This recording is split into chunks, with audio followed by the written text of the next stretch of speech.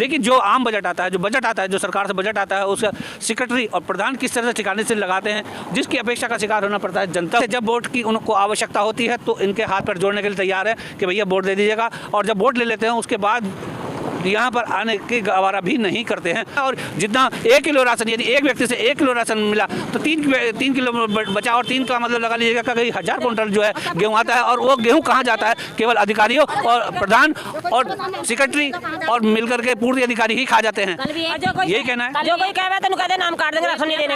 तो आप ये बताइए, आपने कभी इसकी शिकायत की? नहीं, कहीं डर के मारे नहीं करते। अच्छा, डर की वजह से नहीं करते? डर की वजह से शिकायत भी बेचारे नहीं कर पाते हैं। मेरा क्या करवा लोगे, मेरा क्या बिगड़वा लोगे? डीएम से जाकर शिकायत कर दियो। जनपद बिजनौर का मेन गांव, मेन सड़क, उत्तराखंड को जोड़ने वाली ये रोड, और इस पर गांव बसा है रशीदपुर गढ़ी। और आप इस रशीदपुर गढ़ी की दुर्दशा देखिएगा कि किस तरह से नाली में पानी खड़ा है और किस तरह से यहाँ देखिए गंदगी का अंबार लगे हुए हैं, और यहाँ किस तरह से लोगों को जो परेशानी का सामना करना पड़ता है। यहाँ बीमारियाँ पैदा होती हैं, तमाम तरह की बीमारियाँ पैदा हैं। लेकिन जो आम बजट आता है, जो बजट आता है, जो सरकार से बजट आता है, उसका सेक्रेटरी और प्रधान किस तरह से ठिकाने से लगाते हैं, जिसकी अपेक्षा का शिकार होना पड़ता है जनता को। और ये जो जितने आपको बता देते चलें कि सेक्रेटरी के पास साथ में जितने भी सफाई कर्मचारी, कुछ सेक्रेटरी के घर पर काम कर रहे होंगे, कुछ अधिकारियों के घर पर काम कर रहे होंगे, कुछ प्रधान अपने खेतियों में काम करा लेते हैं। लेकिन सफाई के नाम पर आप देख लीजिएगा किस तरह की यहाँ सफाई हो रही है। ये आप देखिएगा, पीछे भी देखिएगा, हम आपको दिखाएंगे कि यहाँ देखिएगा, ये देखिए, ये इसी बात का एक नमूना है कि यहाँ नाले तक बंद है और प्रधान आकर तक नहीं देखते। जब वोट की उनको आवश्यकता होती है तो इनके हाथ पर जोड़ने के लिए तैयार है कि भैया वोट दे दीजिएगा, और जब वोट ले लेते हैं उसके बाद यहाँ पर आने की गवारा भी नहीं करते हैं। आज हर अधिकारी अपने आप को ये सिद्ध करने में लगा है कि वो ईमानदार है। उनकी ईमानदारी का ये देखिएगा, ये नमूना उनकी ईमानदारी का है कि किस तरह से वो ईमानदारी से काम कर रहे हैं, किस तरह से जो है यहाँ पर सफाई कर्मी कई 1000 रुपये की तनख्वाह ले रहे हैं। लेकिन इन बस्तियों में आने को कोई तैयार नहीं है। किसी भी अधिकारी के घर में अगर आप जाकर के देखेंगे तो वहाँ सफाई कर्मी मिलेंगे, प्राइवेट नौकर नहीं मिलेंगे। जहाँ पहले पर लोग प्राइवेट नौकर रखते थे, लेकिन उनके स्थान पर आज पटवारियों की, वो सेक्रेटरियों ने सफाई कर्मचारियों को रख रखा है, डीपीआरओ ने सफाई कर्मचारी रख रखे हैं, और कई अन्य अधिकारियों ने जो है सफाई कर्मचारियों को अपने घर में अपनी सफाई के लिए रख रखा है। ये आज जितना भी पैसा सरकार का आ रहा है, ये कौन इस्तेमाल कर रहा है?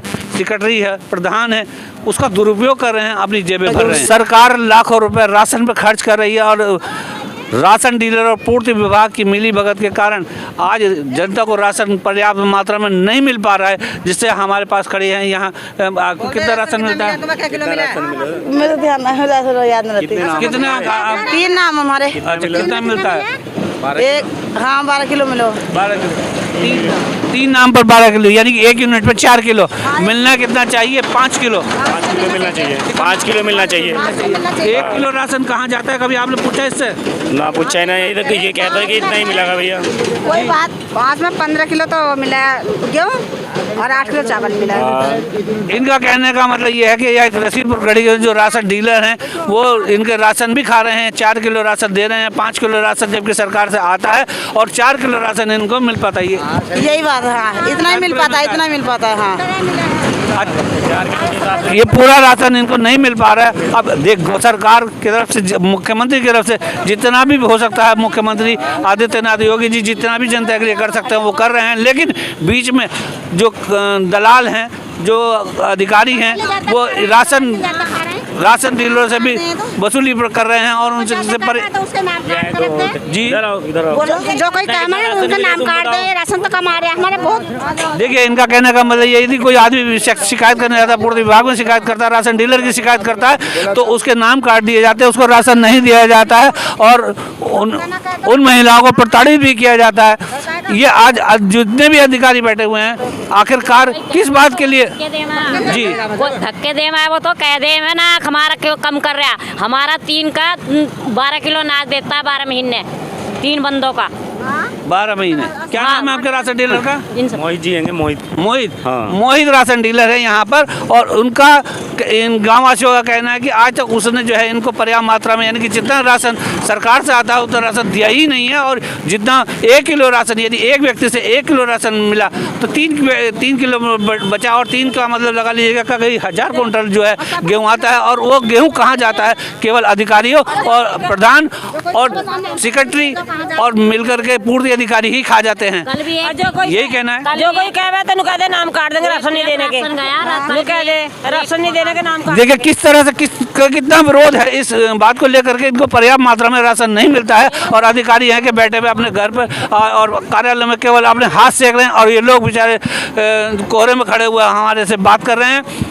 तो आप ये बताइए, आपने कभी इसकी शिकायत की? नहीं, कहीं डर के मारे नहीं करते। अच्छा, डर की वजह से नहीं करते, डर की वजह से शिकायत भी बेचारे नहीं कर पाते हैं। कहते हैं कि मेरा क्या करवा लोगे, मेरा क्या बिगड़वा लोगे डीएम से जाकर शिकायत कर दियो।